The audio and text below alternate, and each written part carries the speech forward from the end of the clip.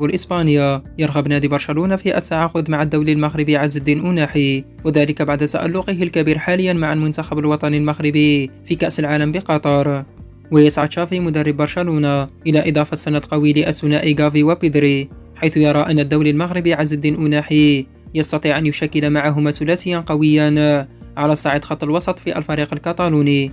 وأضافت الصحيفة الإسبانية على أن فريق برشلونة يسعى جاهدا خلال الفترة الحالية لتعزيزه خط الوسط، وذلك خلال الميركاتو الشتوي القادم، ويضع في حسبانه إمكانية التعاقد مع الدولي المغربي عز الدين أوناحي لاعب نادي أنجي الفرنسي، حيث أن سعره ليس مرتفعا بالمقارنة مع القيمة الكروية الكبيرة التي يمثلها عز الدين أوناحي.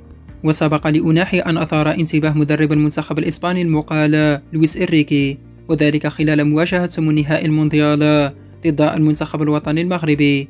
ومن يومها بات الدولي المغربي عز الدين أوناحي لاعبا مهما في نظر الكثير من الإسبان.